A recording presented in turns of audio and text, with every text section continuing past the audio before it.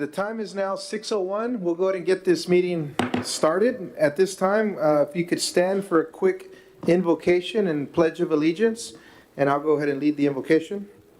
So, dear Heavenly Father, thank you for allowing us to gather here today, making decisions, Lord. I hope that you guide every decision that is made in this around these four walls.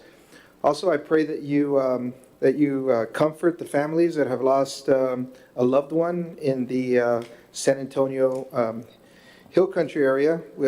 Oftentimes we don't understand why you do what you do, but we trust in you, Lord. We trust that you protect our community of Los Fresnos, all our visitors as they travel here and back home. Lord, in your name we pray. Amen. I pledge allegiance to the flag of the United States of America and to the republic for which it stands, one nation, under God, indivisible, with liberty and justice for all. This flag.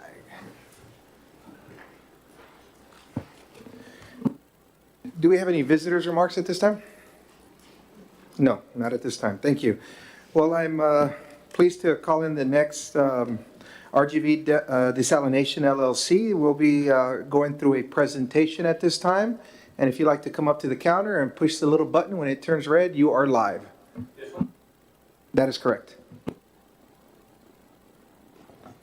Perfect. Good afternoon, good evening. It's kind of right there at that, I guess, turning point for us.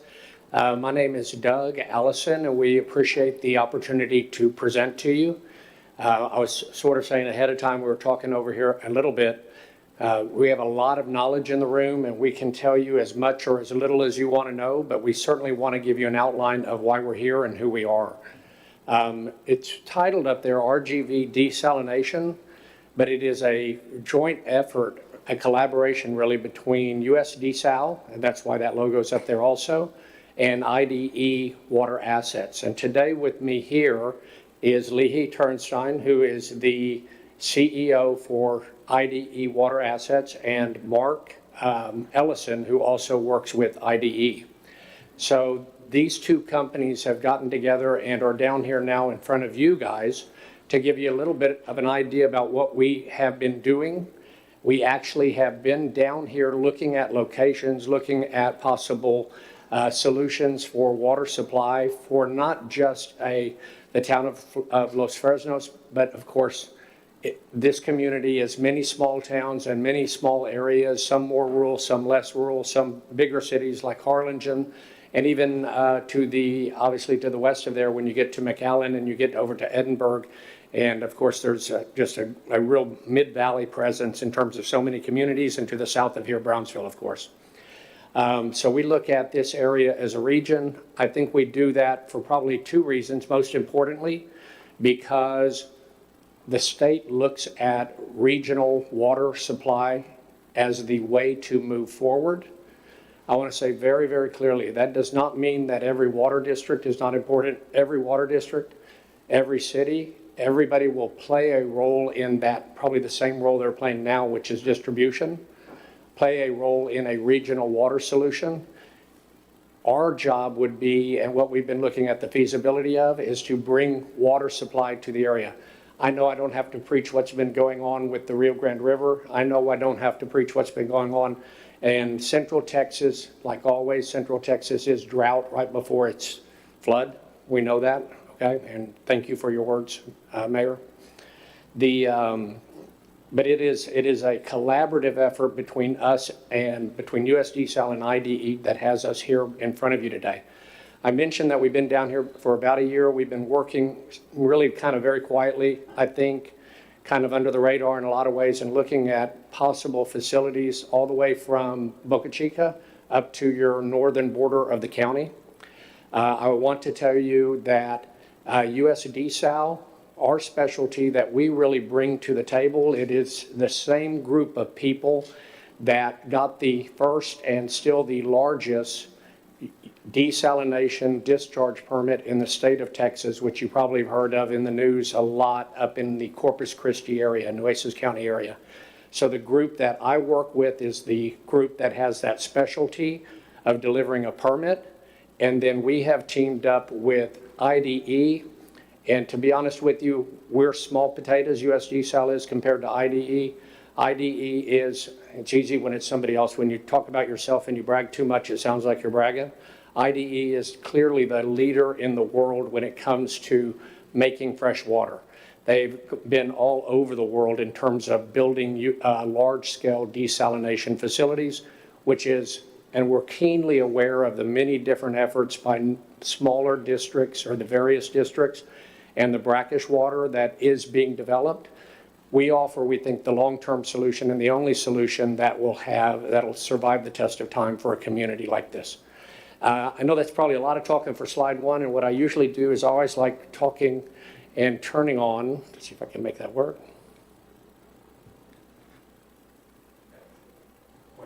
Yeah.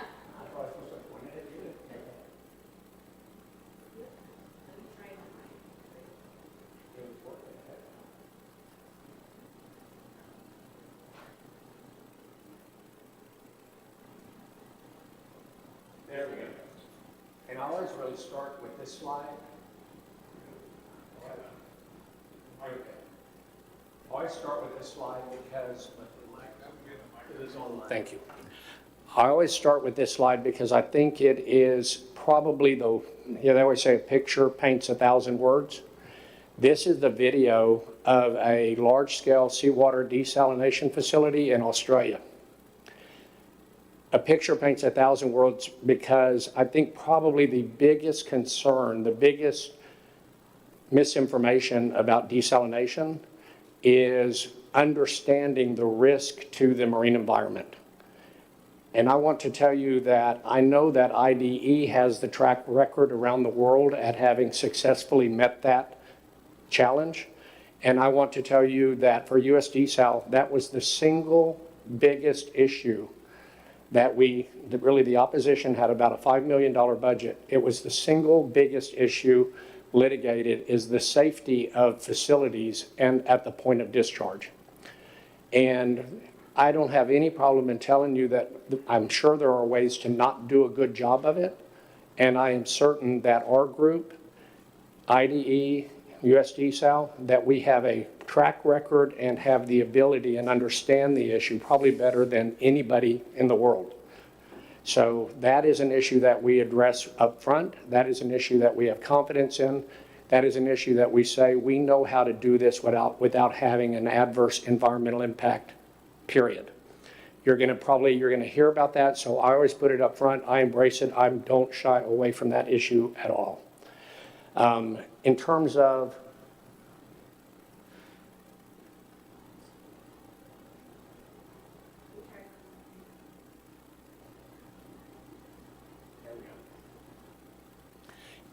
of the need for water, I probably don't need to tell you very much about that. You guys have been living it. I come from Corpus Christi.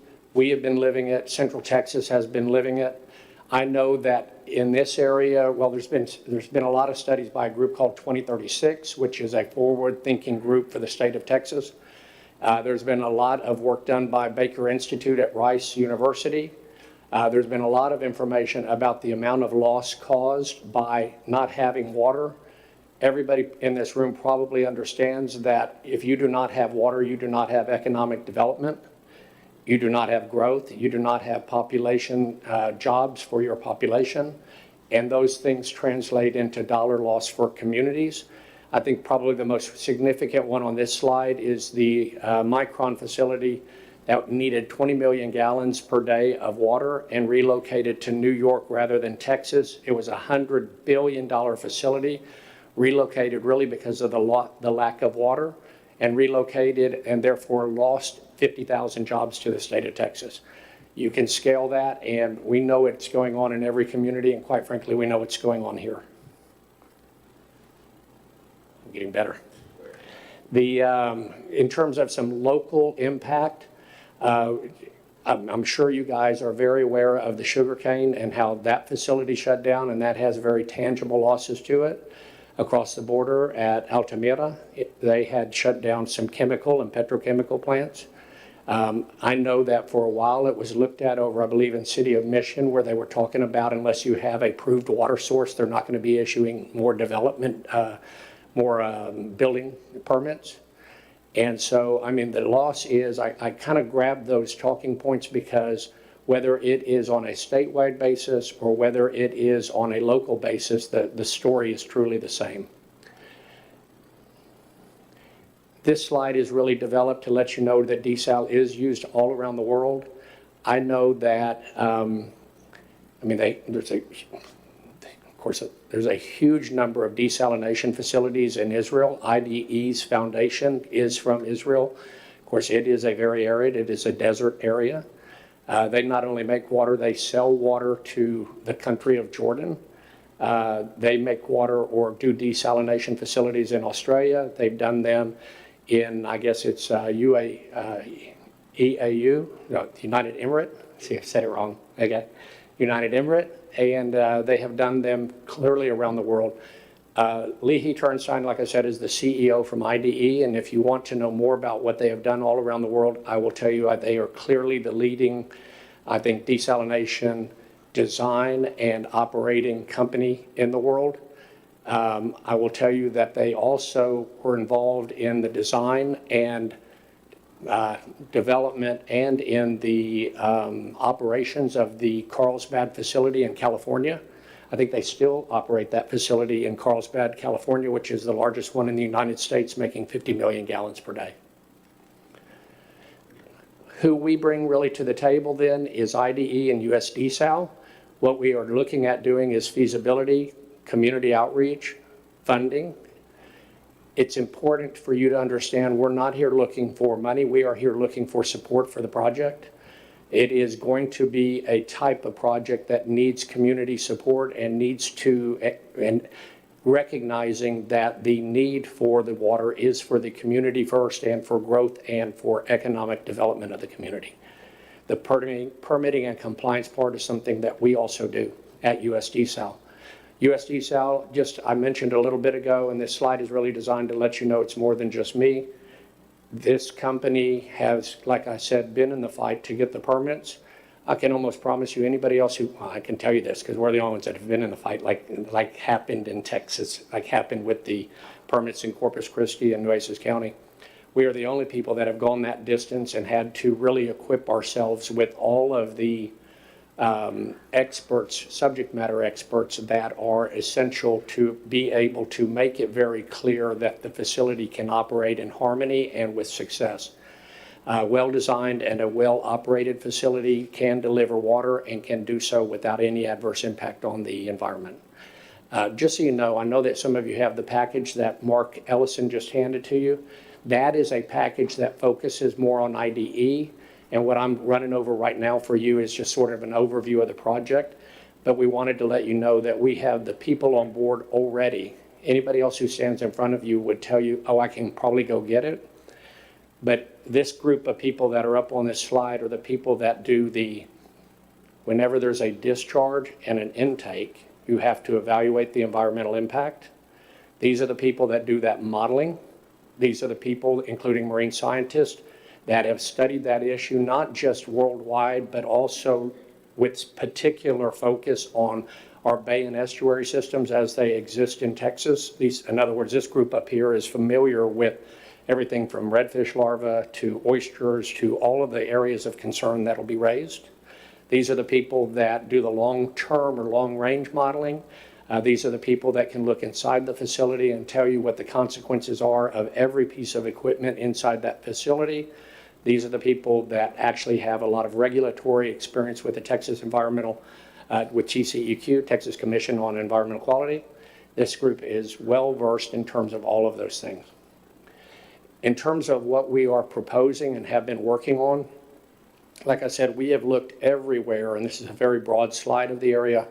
Obviously, for you guys, you know where Los Fresnos is in terms of the picture. But you have a barrier island, of course, you have your bay and estuary system, you have most of your tidal inflow in and out of your jetties. We have looked south of there in the area of Boca Chica. When you hear me talk, you're going to realize I know my way around down here. When you go north up there, of course, you have the city of South Padre Island, and then you have additional properties that are county but still on the island. Obviously, you have the Laguna Madre, which is a very shallow bay, which is very different than Corpus, and it has significance to consider that. But again, the team of experts we talked about has the ability to fully look at all of that information. And then, of course, you have the mainland, which has also access to the bay. What we have largely been looking at is an area, because we really do, I think, probably prefer to be close to the Gulf of Mexico. Obviously, the barrier island runs from the north part of Cameron County all the way down to Boca Chica. There are multiple sites that we are looking at and have a ability to move forward with. This particular kind of diagram or mock-up shows the facility behind the dune lines. We're very familiar with dune protection programs. We have all those same issues in Nueces County, so I've worked with all of those exact issues. Very familiar with the dune protection programs and how many feet you have to be behind the dune line and then still have access in order to get your intake and your discharge offshore. There's other configurations where you would actually put your intake on the bay side and put your discharge offshore. All of those are options that are part of an ongoing feasibility and would really get drilled down with great detail. One of the things that quite frankly makes the northern part of the county more attractive, which is where you guys are, is we all know there's a new bridge going over. One of the favorite thing of people's to do is to utilize that infrastructure to put a pipe on it. And so you can utilize that to-be-built infrastructure to deliver the water to your area and to a regional area that is in need of water. That's sort of the very details, maybe a lot of details there if we wanted to get into those weeds, but I will tell you that we've certainly been already in communication. Like I said, we've been working for quite a while. We've been in communication with AEP and already been in communication with TxDOT and have already made all that outreach. There's that highway. I'm sure you guys know where it is, over there by the shrimp farm, as we say, right? The rest of the presentation I'm going to run through very, very quickly just to see if you have any questions. Basically, what this really shows is that we've really been down this road before. It indicates how you do a discharge. It indicates how you have a plume that you have to dissipate. It indicates, really, we have all kind of 3D modeling that we have done, and that's what this one is. These are both 3D models. All of this is part of the way that you really should do an evaluation in order to understand exactly. Otherwise, when people are talking about, well, it's going to have an impact or it's not going to have an impact, those are things people say until you really do the analysis. And we certainly have done that. You do tables of exposures, you look at the amount of exposure, and then there's really quite a list of data. This particular data that we have up on the screen right now is unique to our Texas coastal bays and estuaries and supports, I know what I said earlier, which is that we know how to do it without having an adverse environmental impact. All of those are studies that really tend to show that. All of that said, I could talk forever. You have no idea. I'm the guy actually who did all the fish. In other words, I'm the guy that read the books on fish physiology and all of the studies that we have up there. It is something that we are passionate about doing a good job of it. I know that IDE can make water and has an incredible amount of knowledge in terms of distinguishing what the intake water is and therefore how to run a process or design a process that gives you the quality of water that you want on the finished water side. It's a group that is extremely serious, and we think here to stay in terms of the long-term plans for the community. So I appreciate your patience. There's a ton of technical data that backs all of that up, and I don't want to beat you up with it. So you tell me if there's any questions, or Leahy Turnstein, she's CEO of ID, if she can answer any questions about that company. Thank you very much. We appreciate the presentation. We do have a time frame on the action items where we can definitely ask some questions. At this time, it's just a presentation, so we'll get to those questions here shortly. Thank you very much. Thank you very much. At this time, we have a total of 9 consent agenda items. Is there anybody want to pull any of those consent agenda items and discuss? If not, if there's a motion to be made, now's the time. I'll make a motion to accept item E. I'll second. Okay, motion has been made and seconded. All those in favor signify by saying aye and raising your hand. Aye. All those who oppose, do the same. Motion carries. Now we can move on to the action items. Number 1 is consideration and action to approve a resolution by the City Council of the City of Los Fresnos to express support to the RGV Desalination LLC Regional Water Supply Project. Mark? I'm Anything just you want to add? here to listen, Okay, Mark, I got a question. maybe ask questions. Yeah, everybody asked questions. I wanted to see if you wanted to go first. Is where they get the support, where the funding, that kind of thing, but I have it's a good location for benefit us in the future possibly. in terms of resolution, would you, the City of Los Fresnos, U.S. City Manager, would be writing a resolution and giving it to them in support for them to show to others, or how would that go? What exactly? Yeah, it's a resolution that just shows that That we, we're support of it, interested in it, doesn't commit us to anything, but it just shows Okay. support. In a general statement, you know, my comments is, in my comments, Yeah. recommendation is that we need a steady water supply, and that is no secret for anybody that is utilizing the River and River. We're fortunate that we get a little bit of water from Southwest Regional, but it's only a certain amount of the brackish water. But one day, if we don't have a supply from the River and River, we're in trouble. So, yes. Mark, are we the only city to show support, or has there been other cities? has anybody voted for it? I do not know that. Have any other cities written a letter formally of support, like the one we're looking to take? The short answer is we've not asked, and we haven't because we've really been focused in early development on sort of just making it an industrial facility only, and by that I mean serving large volume water users. That looks at various companies that we did have meetings with over at the port. And as we got more and more into it, we have just gotten to the point in time where we realized that it really does need to be a regional water project, and it really does need to be that type of project in order to get the dollars in terms of how fundings will come through the Water Development Board and through the state of Texas. I'm sure you're familiar with the billions of dollars that's been set aside for that at the statewide level.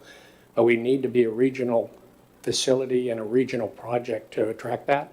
So we sort of shifted our focus then and decided to start reaching out to the communities rather than focusing just on providing water to large volume water users. So we started up here in the northern part of the county because we quite frankly think that is the area that is the best fit for a regional project.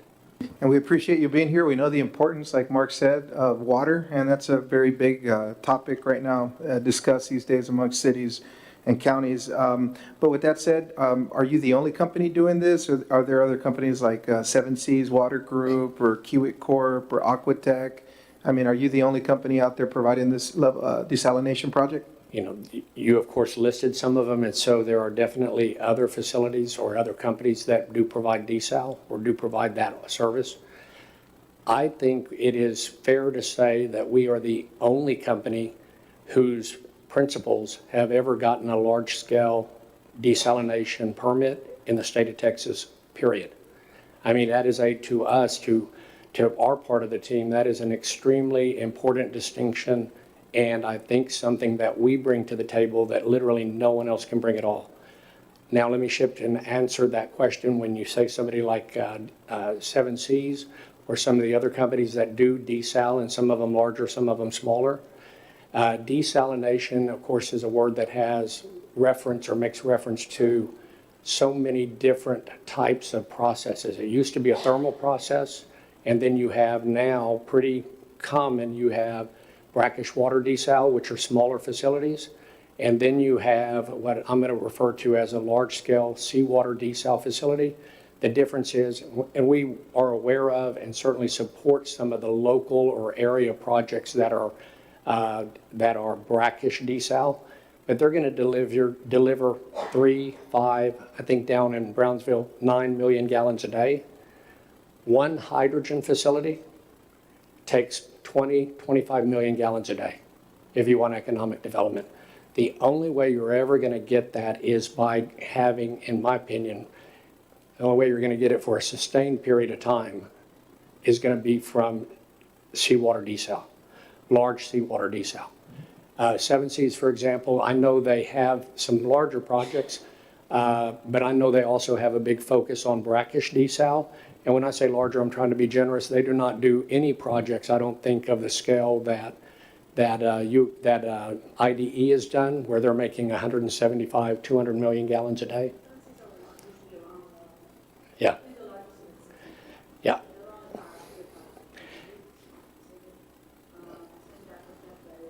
Okay. Yeah, we can't hear you. Would you like to come up? Yeah. And that's for the sake of those watching online as well. Because it is a unique company in that regard, and I think it's worth you getting a full answer. Thank you. Thank you again. And what's unique about us is these, as we mentioned, these large-scale seawater desal experience. And large-scale by far has more complex requirements on the design side, from the hydraulics of the water up into protecting the membranes, which is the heart of the project, as well as the operation of large-scale, which differs from smaller scale. They both have that benefits, right? But it's just a question of what the project is looking at. And I can say that by far, the companies that you've mentioned that are active here in the U.S. have not done large-scale desal, and also, as you can imagine, the United States does not have that many large-scale marine desals as of yet. And I think that another uniqueness is that this project, and Doug, you mentioned that we're not asking for money.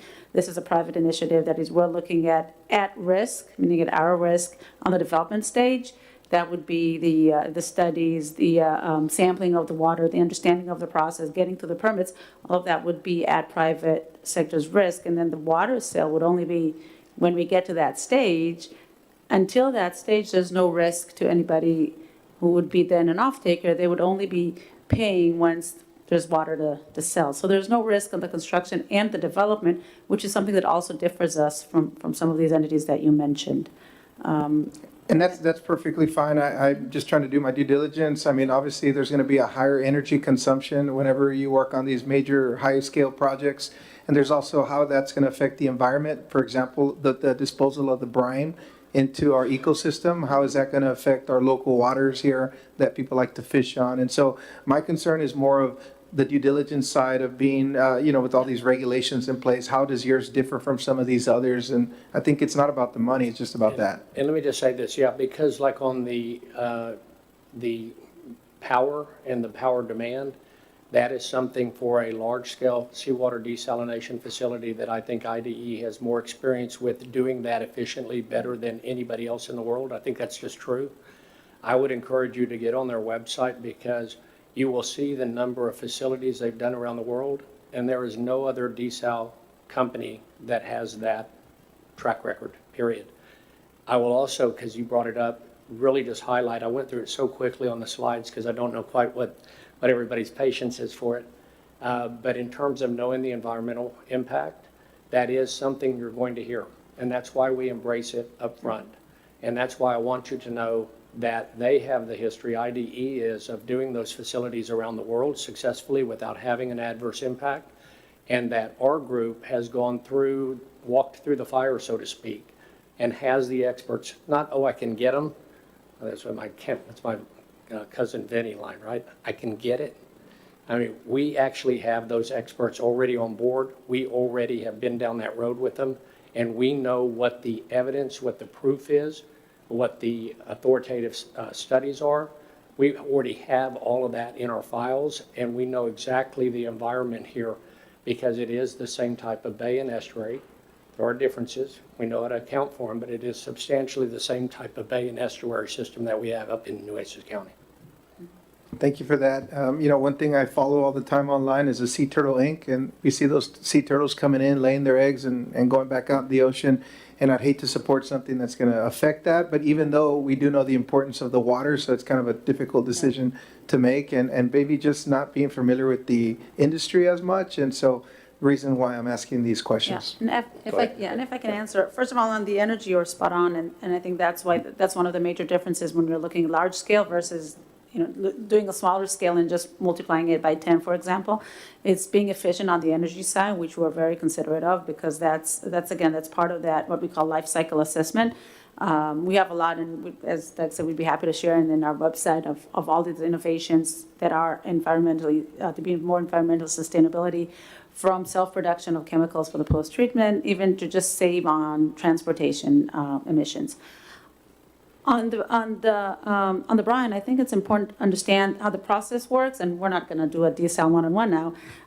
But at the end of the day, we clean the water in the pretreatment, we pass them through the membranes, which is a filter, which is just rolled up in a certain way, and then that's where we have most of the energy, is just pushing it through the filter, and then we pretty much add whatever our off-takers want to the water before we distribute it. And then what we get is, let's say on every gallon of seawater, we get around half a gallon of fresh water and half a gallon of brine. Now, seawater is at a 3.5%, meaning 35,000 TDS, so that's about 3.5%. So imagine it's probably around 1 teaspoon in a cup of water. When the brine comes out, it's instead of 1 teaspoon or half a teaspoon, now it's 1 teaspoon or 2 teaspoons. It's not something that any of us would notice, right? It's double the salinity of seawater, but salinity of seawater in itself is only 3.5%. And as Doug mentioned, that disbursement, and that's where the permitting comes in place together with the design to make sure that even that a little bit more of a salinity is dispersed so quickly in a certain environment with the right currents, so it has absolutely no effect and no impact, as we've seen in the recent studies that they've done in San Diego on the Carlsbad plant, and those third-party research studies that show that there's zero impact on the environment from the desal. And that's part of my question, ma'am. Is that why you would prefer to have it on the sandbar or on the island itself, because of you're needing the currents and the wave motion to spread the brine out faster versus doing it and flowing it out the Laguna Madre, which is already a hypersaline laguna, or Arroyo City, or somewhere down the Arroyo, because it would take time for that brine to dissipate? Yeah. You want to answer that, or? Yeah, it is preferable. but Yeah, I'll the let the short answer is yes, and really, I will say this. I think that the data, we have not done a full-scale evaluation of what an intake or discharge would look like if we did it in the Laguna Madre. Based on what we did in Corpus, we have done that, actually, and I think the data supports that you can probably do that safely. Having said that, you notice that I showed you a location that was out on the barrier island. I think it's preferred. I don't think there's any doubt about that. I think that we want what we are proposing to be the highest of quality and to be something that, like I said, it needs to have support of the community. And I think we need to probably rise to that gold standard or platinum standard, if you will. And so, yes, I think that's a choice. And don't get me wrong, we have to do the full analysis so we can make that choice. But I think it's a choice that we want to walk hand in hand with the communities in terms of understanding what the desires and what the goals are of everybody. Now, the membranes itself, you mentioned the brackish water, the other companies do. I know East Rio Hondo water supply, our district above us, went huge about 20 years ago on desalination plants, and have been very successful in running their district with that.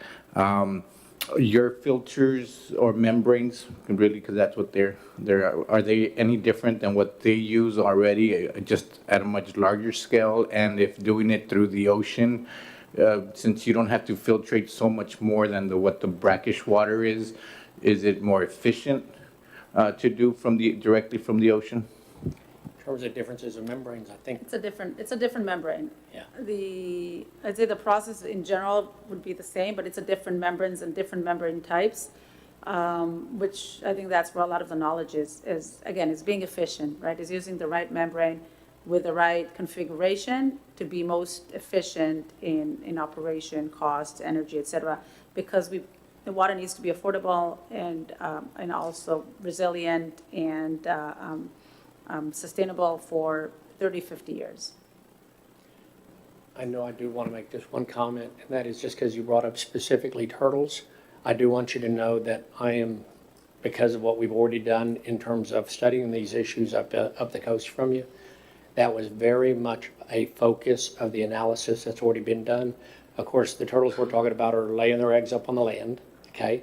They're breathing air, okay? So they're not concerned about, or there's not really a concern that has to do with at the end of the day, a very slight increase in salinity in a very localized area, very small area. It really has to do, the evaluation that is really more germane or most germane to the turtles is on the intake side. And there are definitely technologies and standards that are EPA standards that you want to meet or exceed that we know allow for there to be success in terms of there being no turtle issues. So I feel very good about what that data is. And you mentioned that, and you know, one of the things the energy with the pumping the brine out and stuff like that, just how it affects our air that we breathe. I'm not sure what the long-term effects are with the greenhouse emissions effects of all that burning of that coal, or I'm not sure how that gets disposed of or how that affects our atmosphere. A desal plant does not have any emissions of itself, and it uses energy from the grid, meaning that we could be using or utilizing any renewable energy or any energy supplier out there, that whatever the portfolio of energy suppliers that supplier has, that's where it's, that's what it's going to be using. So if we're a supplier that is based on, regardless of their energy supply, we need a steady supply of energy, and there's no emissions at all from the plant, nothing to the air. Thank you. About 20 years ago, I was reading up on research, doing foreign affairs about Israel and Saudi Arabia shifting over from brackish to direct seawater. And now, like you had mentioned today, they're the biggest nations in the world doing this for the reason of the volume that it does produce. And the fact that these arid, deserted countries are focusing primarily on seawater filtration pretty much directly proves that it is much more efficient for the volume and the speed that it can handle to produce for a community or a nation itself, because I think they've all transitioned fully to desalination from the ocean. I think it's great. I think it's been a while that I've been waiting for this to happen, especially here in the valley, since we are at the bottom of the Rio Grande. I am a farmer also. My family's farmed. So it's something that I've been very focused on for most of my life. The fact that there's an opportunity to build something like this in the Rio Grande Valley is exciting for me. I know there's a few areas that I've been seeing on the packet that have it already here in the United States. I would be proud to be able to say that we would have one here in the Rio Grande Valley. So I don't know if anybody else has any more questions. No, you're good. Just had some questions. Obviously, it's a great thing. Just have a lot of questions and concerns. Mark, is there something you want to say, Mark? Yeah, I just wanted to make the comment to be sure that we understood that this is just a verbal support and actually written. It doesn't mean that we're not still already, as you know, you've given us permission to work on reclamation through our wastewater. That's still out there. Southmost Regional, Gabby sits on that board, and they're still looking to expand Southmost Regional, which would then expand our percentage and our portion of water from there. You mentioned East Rio Hondo. They working on a big desal plant to the north, and with the potential to offer sales to other providers. So there's other options. This is just another tool in our toolbox that we can utilize. And it might take us somewhere and it might not. Time will tell that, as well as the other options that we're working on. So it's just another tool in the toolbox to be able to say that, hey, we're looking out there and trying to see what best fits us. And maybe it's a combination of several of those. I think Mark, from what I've been hearing so far in this meeting, it's a regional, you guys are looking broadly. We have to look at it micro-wise for our city, correct? So Mark had mentioned we're looking at reusable wastewaters, and there's other solutions that we are having to partake, but I think for the valley itself in general, like I mentioned, farming, there's no other capability that could support even that type of industry. Not like saltwater filtration. So while we may have to look at it for the city purpose, regionally for a whole industry, we still need to solve that issue. And I know that's outside of my seat here, but it's something I'm still concerned with, but I do appreciate it, Mark. Do we have any more questions? I just want to thank you guys for coming here. I know I had a lot of questions. Not every day we get somebody who comes in with desalination, and it's been on the top of our minds. So we just want to say thank you for being here today. Thank you. We're just pleased when people listen. It's important to us. So Thank you. very Well, much. I want to open it up to any other member of the council who wants to make any comments or ask any questions. Now's the time. If not, is there a motion to be made? I'll make a motion to approve the resolution by the City Council of Los Fresnos to express support to the RGP Desalination LLC Regional Water Supply Project. Motion made, I'll second. motion seconded. All those in favor signify by saying aye and raising your hand. Aye. All those who oppose do the same. I abstain. Motion carries. Consideration and action to approve rate structures for water and wastewater upgrades. Mark? Jackie, do you have the presentation? I'll see if I can get this to work now.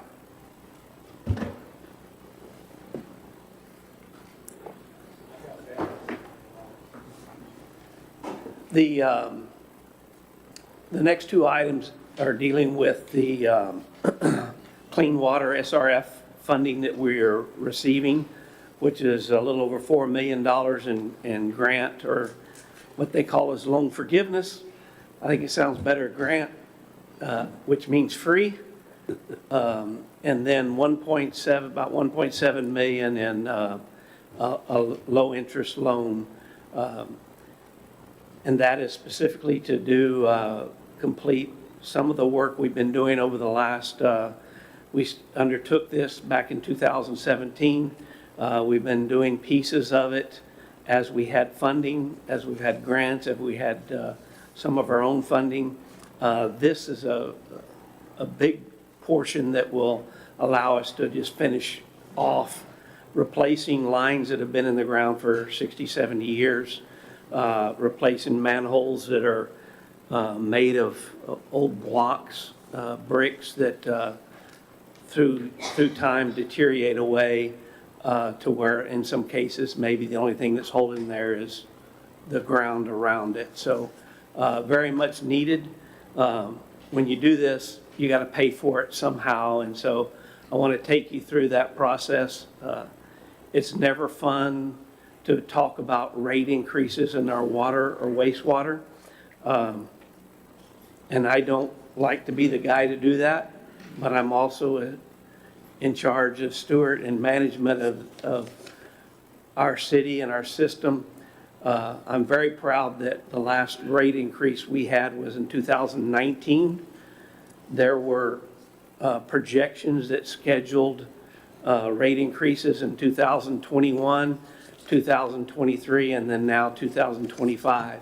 We did not make any rate increases in 2021.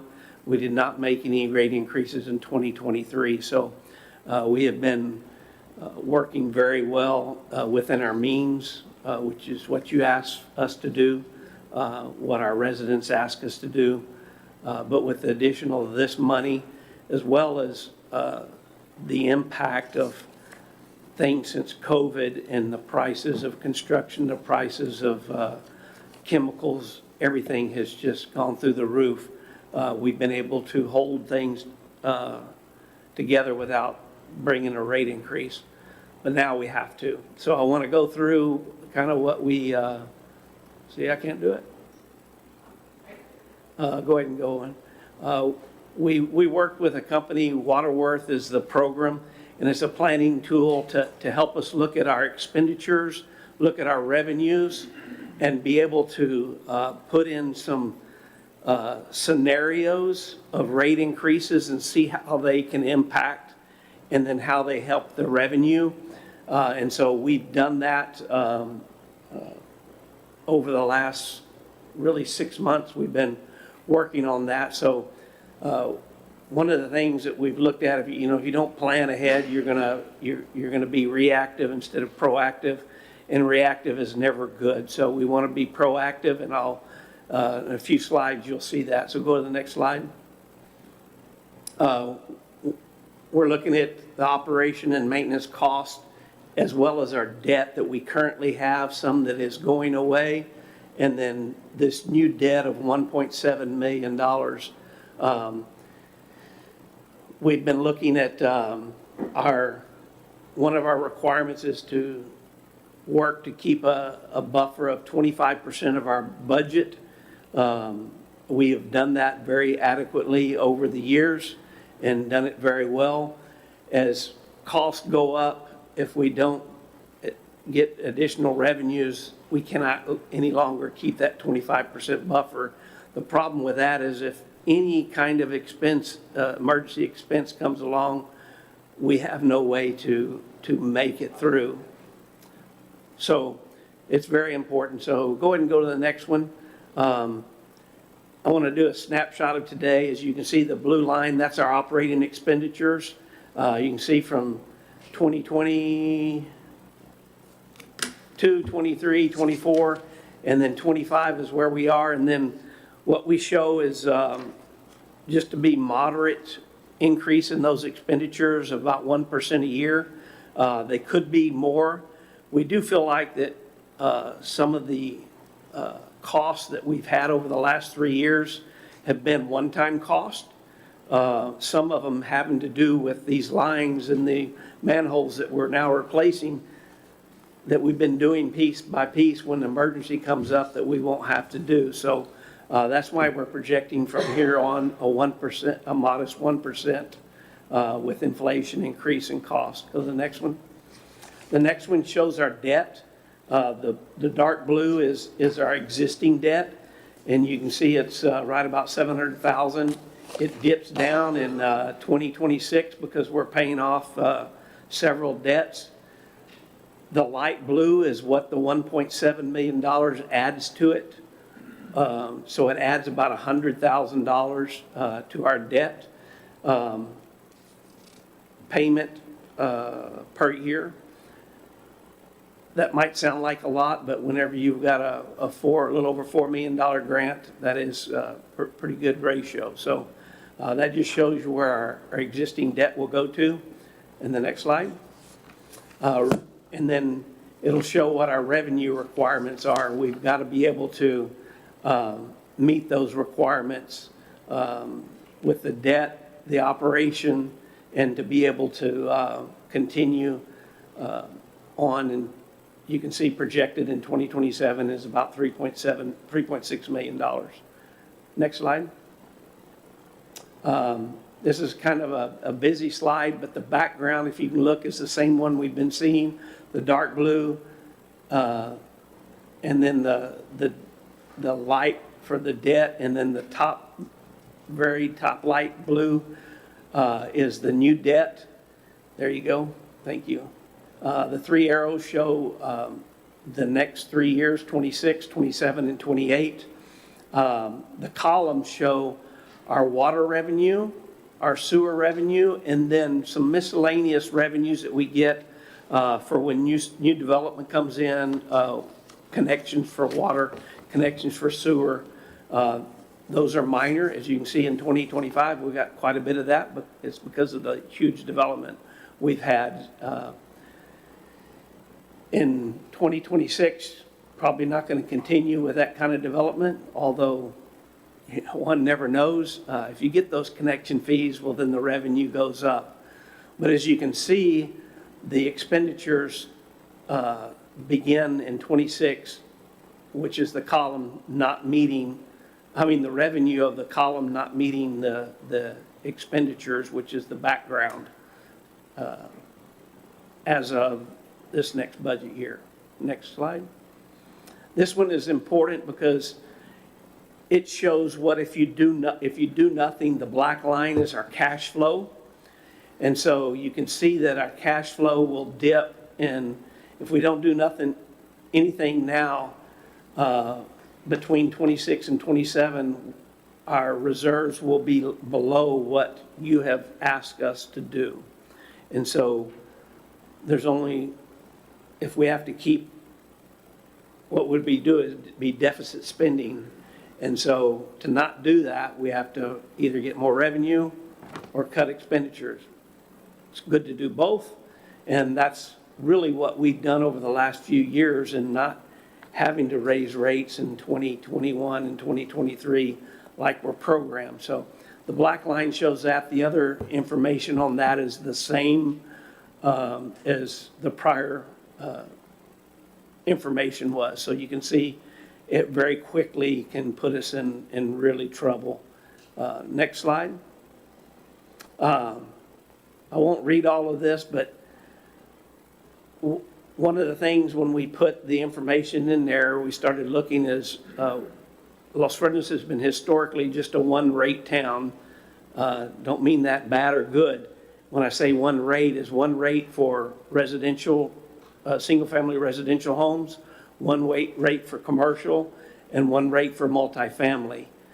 Most cities have different rates for each one. And so we looked at that and said, how does that look today?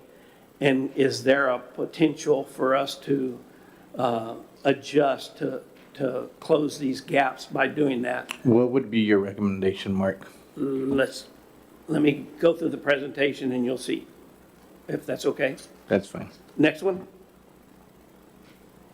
Keep going. This is the good one. Is you can see the blue. I'm going to have to look at mine so that I can read it. The light blue one shows the residential water consumption at 60.45%. The brown, or the dark one, shows the revenue that they contribute to the service is 68.23%. So the residential consumption here, but the revenue's here. The next slide shows the commercial. They take up 15.5% of the consumption, but only produce 13.7% of the revenue. And then the next slide is the same thing with multifamily. They consume 10.5% of the consumption, but the revenue only covers 8.8%. So we said, how can we move those to equalize those out? And so on page 49, which is the next slide, shows what we're proposing to do is increase the rates mostly from commercial and multifamily to equal or more equal their consumption. So the revenue that they are paying meets up with their consumption. So in the first part, and the ones that you hear the most about is your home, my home, the increase for the average customer would only be 41 cents per month. And you can see that in the proposed rate from 2509 to 2550. The next, and then there's gallon usage to meet the state conservation regulations. We have to have a tiered structure that as you use more water, you pay more. In other words, it hurts more to use more. That's to conserve. We're required by the state to do that. And so you can see the first 2 to 10,000 gallons only cost $4.41 per 1,000 gallons, but the next 10 to 20 costs $4.75. You say, well, that's backwards from usually you buy more, you get a better deal. In water, it's exactly opposite to for consumption. So our average customer uses about 4,700 gallons of water, so their monthly bill would go up by 41 cents. I did that in my notes to you. So that's the good thing. If they were a high water usage in residential, you can see on page 33, if they use 20,000 gallons, which is a pretty high user, they would pay today $105.97. It would go to $108.28, which is an additional $231. Over the year, it would be,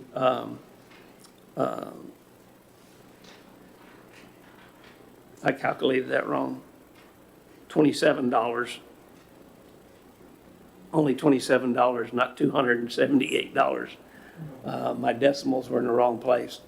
But in order to equalize the funding, the commercial rates would increase by 15%. And so you see their rates, instead of, let me go back to that page 49, instead of 25.50, they would be 29.33, so it would be an additional about $3 and some odd cents that would be increased to the commercial. Would that affect like the school district as well, since they're a major Yes. usage of water and the car wash? Well, not necessarily the car wash, but any Car entity. wash would affect all of them. too, because they're high users. I gave you how that would, on page 33, how that would increase theirs. It's not substantial, but it is an increase. Just kind of average-wise, I know most people are used to thinking electricity bills when they're looking at their consumption averages, but, are we, so let's say 1,000 kilowatt versus a 2,000 kilowatt home, like what's the average that people use? Where do they kind of fit in? Do they fit into the 10 to, the 2 to the 10 or the 10 to the 20 range for residential? I don't know about electricity. No, I mean like for per water, like where do they usually, It's like, most where of do the they fall people, in? where do What's they the fall in? average? Like What's the average? What's the most or the median, the one The that we see average the most? residential users use 4,700 gallons a month. And so in the example I gave you, their increase per month would be 41 cents. Yeah. So when residents tell us our water bill's too high, we're gonna say we can get a little higher, right? 41 cents a month. Okay. So over a year, that's not very big increase. That's a $4.92 over a year. A higher user, yes, that's going to be Swimming pools, sprinklers and all that matter. right. The more you have and the more you utilize, more people water their grass, the higher that usage is. But we need it in order not to run into a deficit like you showed on that other slide, right? Correct. So that's the water, the sewer. Well, let me go on the next page, Jackie. And so the takeaway from the water restructure would be the residential customer consumes 60.45%. The new one would be, that instead of accounting for 68% of the revenue, they would only account for 62. So we're not quite there, but we're getting closer. The commercial, they would account for 15.64 consumption and then 15.67 as far as the revenue. So they would We even don't out. get there, but we're getting closer. Is what Correct. you're saying, okay. Multifamily, the same way, 10.46% of the consumption, they would rise to revenue contribution of 10.29. And so that small increase would fix that inadequate where the residential customers are really supplementing the commercial and the Okay. Now, multifamily. on your graph, you show the deficit towards a certain point. Is this a Band-Aid just to get us to another set of years, or is this a permanent fix? Good question, and I'll answer that in a minute. You'll see that graph here in a minute. The sewer rates are much the same, except it's just a little bit higher increase because we're pretty low on the sewer rates. Only $26.59 now. It would go to $28.25, which is a $1.66 increase per month. So over the year, $24, $22, something like that. The commercial and multifamily would increase by 15% over that. Takeaways, next slide. Go to the next slide. The wastewater, the residential consumption is 49.58%. Instead of 55 contribution of revenue, they would only be about 51, so it'd be more equalized. The wastewater consumption for commercial, 15.77, their revenue would be only 11, because we have a little bit higher gap, so it's going to take a little bit of adjusting over several years to adjust that. We can't do it all at once. And the same thing with multifamily to close that gap. The next slide, that'll answer your question. These are with the new rates. You can see on that slide, which is number page 54 in your packet, but also on the screen. You can see what that does is it brings the revenue up in 2025, because we're already into 2025 and mostly when these rates start, which would be October 1,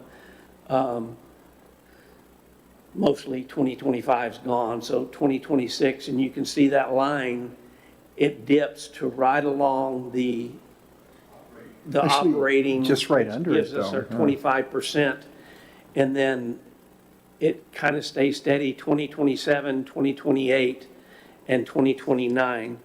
And then it goes up depending on if you still have a 1% increase in operating expenses. There's a lot of variables. So Yeah, the good thing is that we now have this program that we can utilize to input all of this data every year and say, we don't need an increase, yes, we do need an increase, or we can stay steady. so like new businesses, new residential homes, new development, all of that is a variable Correct. that'll change these We'll go these back Monte into the- Carlo scenarios. Okay, thank you. Absolutely. Look at the next slide. Yes. Just with that projection there, the increases in October of 2025, there would be no projected increase in 2026, none in 2027, but 2028, theoretically, we would go 2%. None in 2029, and in 2030, 2%. None in 2031, and then in 2032, 1%. And see it every other year. And it would more than cover what we're projecting. Go back now to the prior slide, Jackie. As you can see, in 2029 and 2030, that black line starts to increase. So if things are staying steady, at that time, we might not have to take that 2% increase. We don't know yet. As you get to that, it could be that we do not have to take that 2% in 2030. Do you follow what I'm saying? You're basing it on whatever happens from here to then, Correct. kind of wait and see. It's a wait and see. That's just a theoretical projection. But anyway, that's our recommendation on the rates. In order to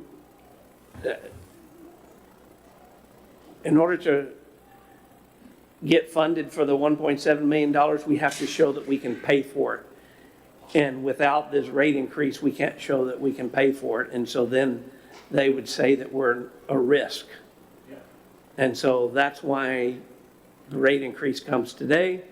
Hate it, but we can celebrate that we've had 6 years of no rate increases. That's great, Mark. That's good information there, and it all makes sense. And unfortunately, sometimes we got to do what we got to do for the betterment of the community, the infrastructure. And it's just something that's got to happen. Any questions or comments from the board, or is there a motion to be made?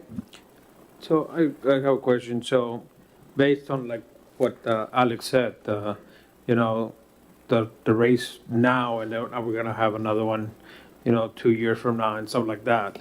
What are the benefits of doing it like that? And what are the benefits of, for example, just doing one rate increase, for example, now, and no increase in the other two, and just keep, because every time we do an increase in price, we get, bombarded, so it'll be easier to get one bad rep with this increase for the next two, instead of having several at a time. I mean, I don't know if that's too much, or, Good question, very, very good question. I've always been, let's take the plunge and do it and then not have to worry about it for a little bit. However, if you'll recall, we're also have approved a $13 million funding for drinking water upgrades, which is the same as the sewer, but much more. We've got, of that, I think it's 9 million that is grant. 2-point-something million is a 0% interest loan, and then 1 million that has another interest. So within a year, we're going to have to discuss this again on the water side. We don't know those numbers yet, so it's too hard to project and do it all in one. So If we we're would, kind of forced if to we do would that. do it all in one, though, in order to cover everything we're doing with the sewer, the water, it would have to be like a 5, I'm thinking, or something, just something up in that area, That's 5.5 or 6, which is where I would be worried about, so I can see where doing it this way. Sticker shock. Right, and then the other thing is what we're doing here is you're doing a nominal increase, but you're taking care of the inadequacies between residential, commercial, and multifamily. And so we get that done today, and then when the drinking water comes through, we'll look and do we need to adjust that a little bit more and see how that's transpiring and going, and then what increase will it take to get that? So it's taking an approach where you're also looking at all the data to come in, so you don't want to sticker shock somebody, but you're kind of trying to kind of wheeze it in there as Correct. non-existent as possible. As much as possible. One of the things that that I like to always do, well, it's easier to do it at the budget year. We used to do our rate increases in March because it's the same way, same time as winter averaging, where your averaging of your sewer rate is done for residences based on their gallon usage of water in November, December, and December, January, and February of that year, which are the historically 3 lowest months. You do that because it's changing anyway, and someone might think they're getting an increase, but it's just because they've used more water. When you mix the increase during that time, you've got it one time a year. So there's some advantages to that. Maybe that's the time where the clean water comes to us back. We don't know that yet.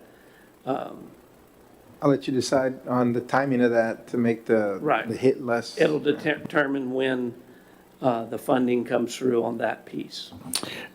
Just, could you let me know with these constructions that are happening and, let's say, a multi-apartment or duplex complex comes in? I used to live in an apartment for 6 years at the Carriage House, and we didn't have individual water meters. The new buildings that are getting approved, they all have individual water meters, or are they still being approved with one general water meter for the whole complex? It depends on the developer, what they want. Some of them want the individual because then they make the individual renter of that apartment pay that. Others say it's too difficult to keep up with, and they just include that in with the rent. how are we about looking at the commercial and stuff? How are we compared to other cities? Are we too low, high, or where are we at? From midpoint, we're a little above the midpoint. When you're specifically compared to Brownsville, they supplement their water and wastewater with their they're fortunate to do that. Harlingen Waterworks is very, very low. They have the benefit of volume. Laguna Madre is very low. They have luxury of charging Island and the motels higher because of huge usage. So when you compare that, but when you compare us to other small cities, East Rio Hondo, we're lower than San Benito. So we're about midpoint to a little bit high on the mid side. It's all relative onto where we're getting other revenues from to be able to offset that, right? But we don't have much, so we're comparable to our own size and amount of population. Right. I will digress for just a moment. When you're looking at a water of about $40, a sewer of about $35 a month, that's for an average customer of 4,700 gallons. We go and buy this from the store and we'll pay $2 for it and not think about it twice.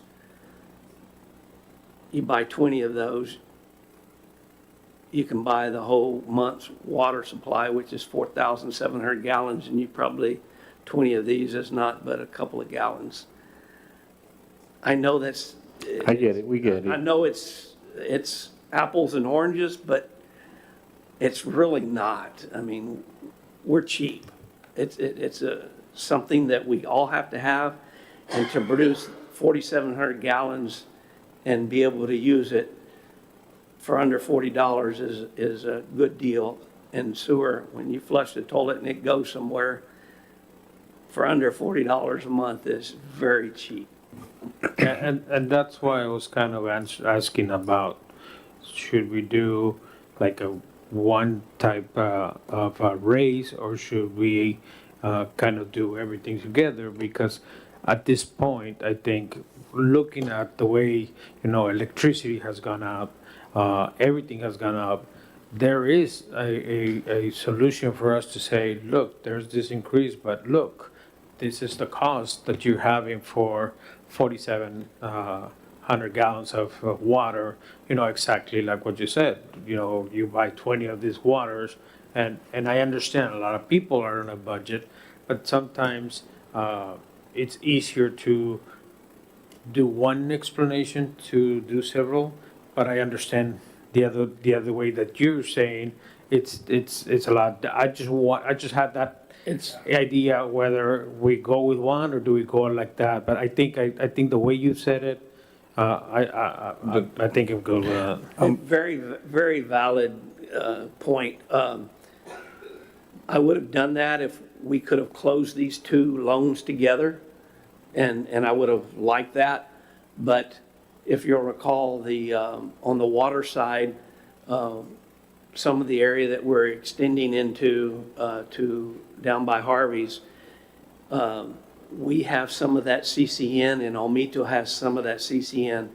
Texas Water Development Board said all of that has to be resolved. I mean, we've resolved it, both boards, Olmito and us, but to file that with Texas Commission on Environmental Quality and have that, their CCN here and our CCN here, Texas Water Development Board wants that to be done before they give that part of the loan and grant package. Otherwise, we would have done them together and been a little better. It would have been a much bigger increase, so. Commercial-wise, with water usage, let's say Whataburgers or McDonald's of the world, I know we have an increase to try to mitigate and kind of bring it equal, but right now residentials are pretty much still subsidizing some of that, is from what I'm looking at on these graphs. Yeah. Why not make it equal now? Equal to what? Like in terms of so the residentials, maybe we don't have to pick up as much and we increase on the commercial and higher, so that we're not having to have that difference. We got pretty close, and we'd like to see how it does and then project out again afterwards, to run the numbers again to see how sustainable it is over a period of time. Is those percentages still the way we see them as far as consumption? And then what is the revenue with the new usage? And we might need to adjust it again just a little bit, but it won't be a huge adjustment. We thought that there was already enough increase on the commercial and multifamily for this time, and then maybe tweak it again the next time. Does that make sense? Yes. Still only difference of, a small user on commercial is only 6,900 gallons a day, a year. I'm sorry, 6,900 gallons a month, so you're only talking about a difference of, it's gonna be an increase of $7 a month, $7.50. Thank you for that, Mark. Any other questions, comments, or is there a motion to be made? I'll make a motion to approve the rate structures for water and waste, water upgrades. Motion made. I'll second. Motion has been seconded. All those in favor signify by saying aye and raising your hand. Aye. All those who oppose do the same. Motion carries.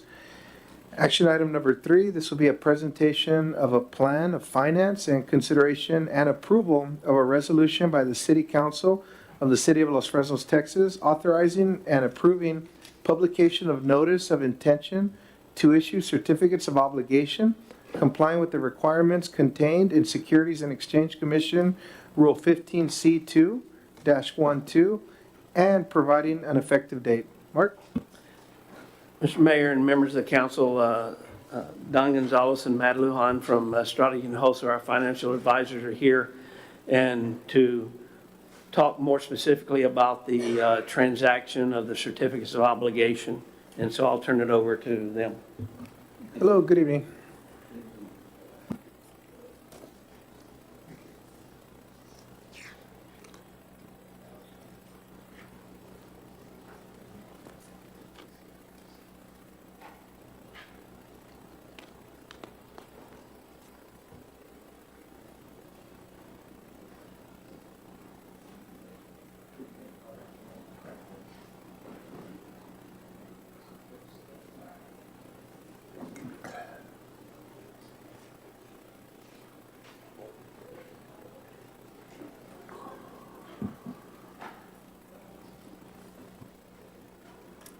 Good evening. For the record, Don Gonzalez with Estrada Hinojosa. We're fortunate to be the financial advisors to the City of Los Fresnos. And as Mark mentioned, there's a piece in here that we're going to get to in a moment, but you all made so many significant remarks in your discussion on the rate study. And there's a reason why that item came before this.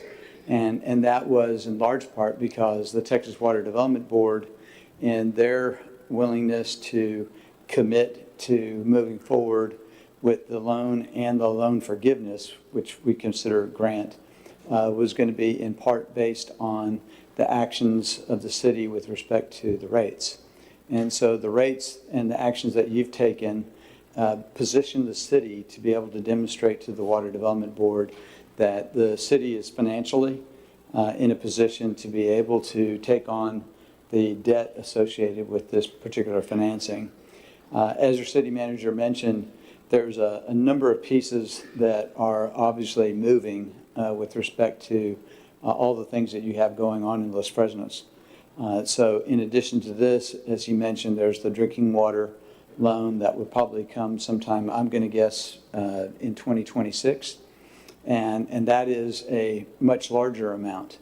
And so there may be a need for an update to this as you approach that.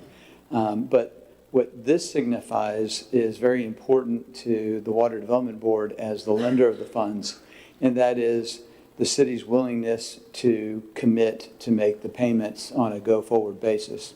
And so what you've done here is not only what we consider a cost of service type study, where you develop the costs associated with providing the service, but then you went a step further and said, how do we allocate those costs between the different types of users, commercial, residential, multifamily, and then be able to get some equity associated with that.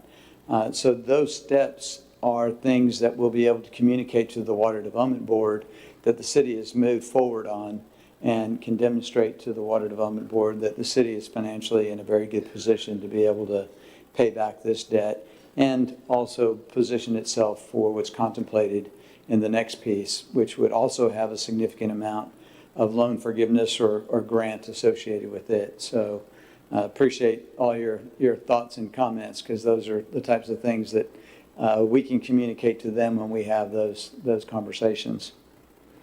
So with me today is Matt Lujan. He's going to be making a good part of this presentation. I think the main thing we want to be able to share with you is you have a significant amount of grant or loan forgiveness, as the Water Development Board calls it. In past years, we've seen that pretty much capped at around $2 to $3 million.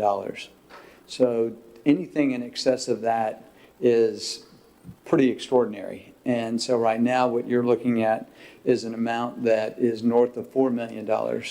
And for this size of project, when you're looking at less than 10 million, it would typically be about $2 million. So for something that's around 5.5 million, to have about 4 million or 70% of this in loan forgiveness is you're doing the right thing at the right time. And so to be able to move on something like this, I would say is financially a very prudent thing to do. And then what you also anticipate with respect to the water piece is even more significant of an amount of loan forgiveness associated with it. And so all these steps, I just want to make sure that, we're communicating to you, this is not the norm. And so you're taking advantage of these things and taking the actions that you did, send the right signals to the lender of the Water Development Board about the way the city of Los Fresnos is handling itself. So I congratulate you for that. And I can say, for having worked with Mark for many years, he's done a masterful job of getting all of these things aligned, because with the growth that you're experiencing and all the things that you have going on, it is truly quite impressive. We've been fortunate to work with some of the largest water and sewer utilities in the state of Texas, and probably worked on the largest P3 water-related project in Texas. And so all of the things that you're doing and that Mark's doing, you would want to be doing whether you were a large behemoth utility or a small utility. To do it with a small utility, believe it or not, is harder, because you don't have the economies of scale. So when you make a move, your moves have to be actually more precise, because your margin of error is much smaller. And so I just want to bring out some of those facts, because from where we sit as financial advisors, you're hitting the mark, and that's quite important and to be congratulated. So with those opening remarks, I'm going to turn it over to Matt, and he'll go through this fairly quickly. Thank you. Thank you, Don. For the record, Matt Lujan with Estrada Hinojosa. Again, congratulations to the city for the selection of the Water Development Board project. So we'll go through this presentation. If there's any questions along the way, please feel free to stop along the way or at the end. But if you don't mind, turning to the first slide, which is the financing team. So for this transaction, the city of Los Fresnos will be the issuer. We serve as financial advisors to the city. Your bond counsel is Norton Rose Fulbright. And then the purchaser of the debt, as Don mentioned, would be the Water Development Board. And then currently the city uses Bank of New York Mellon, which is would be your paying agent and escrow agent. If you go to slide 2, this is the current general outstanding debt of the city.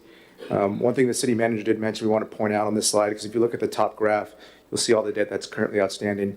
One series that's not on there, but it is depicted in the graph below for 2025 is the series 2005. Those were paid off this past past February. So it's included, and that's that drop that the city manager was mentioning. So you'll see the decrease from 2025 to 2026, roughly about $150,000, and that's the final maturity was paid off this year, fiscal year 2025. And there's that decrease going into 26. The other thing we'd like to point out on this slide, of that total, and if you look at column B, that 15.3 or 15.4 million, of that amount, roughly about 5 million is on the INS side. So if you look at column G, you can see what's self-supporting. So the ones that are 100% self-supporting are being paid for from revenues or net revenues from your utility system or contributions from your CDC. So the three that show 0%, the 2022, the 2004, excuse me, 2014, and the 2009A, those are being paid for by your INS tax revenue. If there's no questions here, we can move on to slide 3. Which is the general fund. Yeah, use so is that term the general fund obligation on the 0%? So that's what you're saying those are paid by? No. By the general, They're like the paid- tax, the city? They're paid through our general fund, Okay. those three versus the others are paid through the water and sewer, Utilities. account. Okay. Yes, thank you, Mark. So yeah, as Mark mentioned, they're paid from the INS fund, those tax revenues from the INS in those 3 series. On slide 3, the estimated sources and uses, you can see the sources. The total project, as has already been mentioned a few times, is 5.7 million. Of that, a little over 4 million is the principal forgiveness or the grant, as the city manager mentioned. So those are your sources between the principal forgiveness and the loan of 1.7 million, gets you to the 5.7 or 5.8 in proceeds. And then of that, the uses, about 5.6 will be for engineering construction. The Water Development Board does have a fee, they call it the origination fee, and that's roughly 29,000. And then the estimated cost of issuance is about 200,000. So those would be the uses for the proceeds. If there's no questions there, we can move to slide 4, which is the pro forma for the utility system. So moving through this pretty quickly, in columns B, C, and D, really those are essentially the revenue. So the column B is your gross revenue from utility system. That does factor into the rate increase that the City Council just approved. Then there's contributions in column C from the CDC, and that's to support the Series 2020, and then projected additional contributions from the CDC for this proposed debt. Can I mention something there is, last night, the CDC did approve that column D, which is $33,000.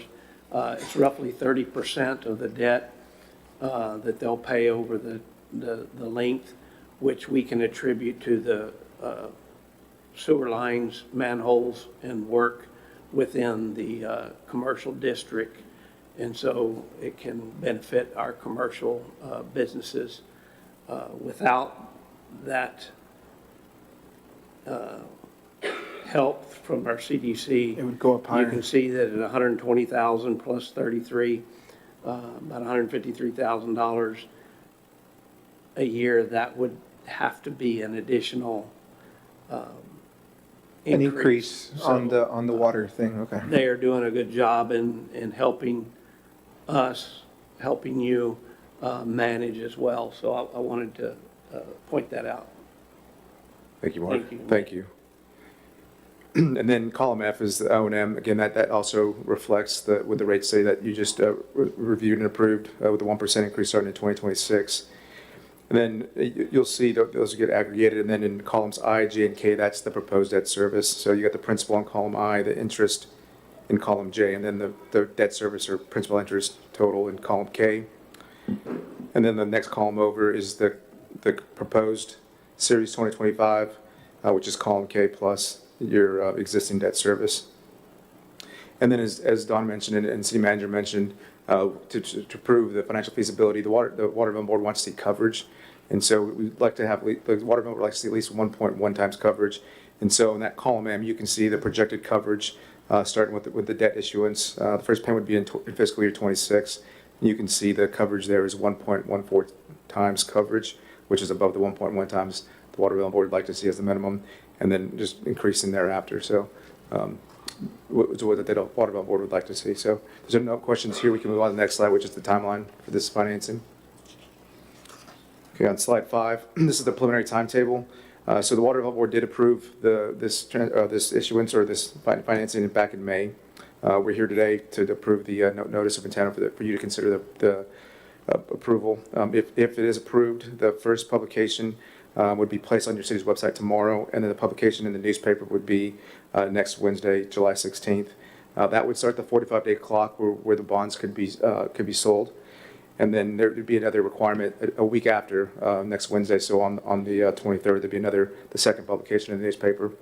And then if this, the 45 days would elapse, we could lock in rates September 2nd with the Water Development Board, and we would come back to you the September 9th with final rates for your approval. Assuming approval on September 9th, the city would close on the bonds October 8th. So that's the tentative title as it stands. Pending any questions, I'm not sure. You can't lock in the rate till after the Federal Reserve meeting in September? I'm just playing, just playing.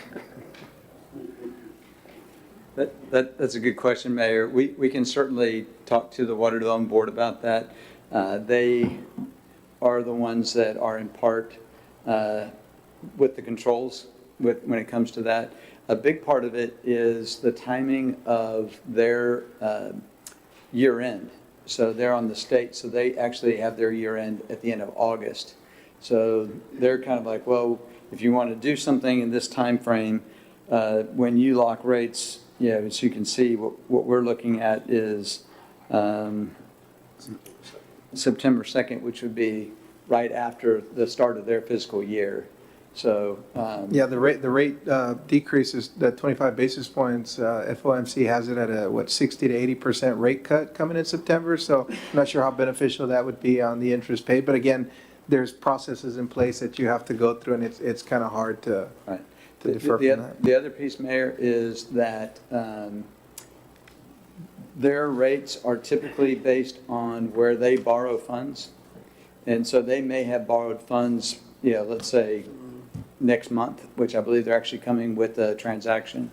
And so they're actually going to be able to pass their borrowing rates on. So theirs is already set. Okay, because of the amount of borrowing they do, they can pass on the savings to us, like Costco or something like that. Right. Okay. And so you put as the escrow officer, Bank of New York Mellon, so does that mean that this bond gets rated? I don't even know if these bonds these are not rated bonds by Moody's or anything like that? That was actually one of the things I was going to mention, was one of the nice parts about dealing with the Water Development Board is you don't have to pay for ratings. They'll basically do their own credit analysis. We'll be obviously giving them our thoughts, and then the rate that will be passed on to the city will be based on their credit review that we'll be working with them on that. So we'd have a AAA rating or something based on what you said earlier, but at least we feel like we are AAA rated. If your coverage was closer to about 1.8 to 2%, 2 times coverage, that would probably be closer to what they would be looking at for, I'd say, high AA Okay. Type of credit rating. We're still investment grade, so that's good, Oh, right? yeah. Oh, yes. No doubt there. The other thing I was just going to mention was, so tonight's action that you're going to be voting on is actually just the process to which we kick the process off. So it's the notice of intent, as Matt mentioned, the publication in the newspaper. So it's a legal process that we have to follow in order to obtain the Texas Attorney General's approval. They actually will be issuing an opinion in addition to the opinion that's issued by Norton Rose Fulbright.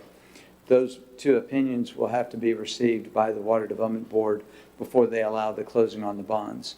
The other thing I was going to mention was the way the Water Development Board releases money is the loan money is released to you first. You spend that down, and then you get the loan forgiveness money. So we were actually meeting with another client here recently, and they were like, well, why can't we get the free money first? And I said, that's not the way the rules are set with the Water Development Board. You have to borrow the loan money first, spend all that, and then once that's spent, then you get the basically the grant money last. So just we try to encourage cities that we work with, spend that loan money quickly so that you can get into the free money and keep that project moving as quickly as possible. About that extra interest from using the money right away, those little spreads, so that you can get those going first before you get to the free money, right? Is that the way it works? You use the loan money first and then move on to the grant Yeah, but money? it stays in an escrow. So you can get the benefits of the escrow, but the borrowing costs and your investment ability is probably pretty close. You're probably a little bit, I would say, underwater based on where, let's say, Tex Pool might be compared to the borrowing rate of the Water Development Board. But we'll know more when we get to that September 2nd date. And we'll all be watching you. for all the things that could happen between now and then. Yep. Any other questions or comments to the financial advisors here today? If not, if there's a motion to be made?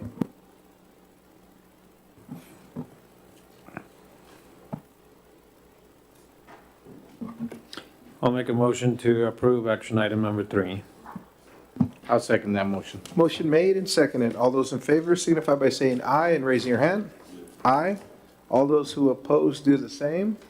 Motion carries. Thank you, gentlemen, for Thank you, being here guys. today.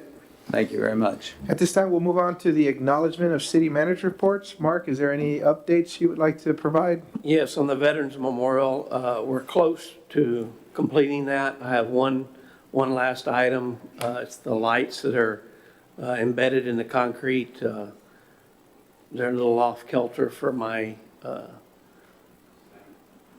acceptance, so they're working on a resolution to that. But basically, we're done. If you haven't been out there recently, we changed the buttons that you used to push, and you could hear the whatever military button you pushed, their song. Jackie helped in getting a history of each of the military, and so now when you push the button, it'll tell you about when the United States Army started and give you about a minute to minute and a half history. You go to the Navy, the same, and so we Will the just changed music, it up a will little. the music start after that, or does it go? Not right now. Oh, okay. We didn't want it to be too long, because then that would make them 3 and 4 and 5 minutes long. And so we wanted it to. That's right neat. now. I didn't know y'all did that. Yeah, just okay. recently, Okay. last week, 10 days a week. Press 10 that days. button. Okay. So if you haven't been there recently, it's something different, and hopefully people will enjoy that part of it. The rest of the items are pretty much the same as prior months, so I don't have anything unless you have something. Any of the members would like to make any question, or ask any questions, or is there a motion to be made? I'll make a motion to approve the acknowledgements of the city manager's report. Okay, motion made, I'll second. and motion has been seconded. All those in favor signify by saying aye and raising your hand. Aye. All those who oppose do the same. Motion carries. At this time will be acknowledgement of department reports. Mark, is there anything you'd like to add? If not, if there's any of the council that would like to ask any questions? Not if there's a motion to be made. Make a motion, we accept the department head reports. Motion has been made I'll second. and been seconded. All those in favor signify by saying aye and raising your hand. Aye. Aye. All those who oppose do the same. Motion carries. We did have a closed session, but we're going to go ahead and skip on those. No open or closed session at this time. So the time is now 7:38. We'll go ahead and adjourn the meeting. Thank you and have a good evening.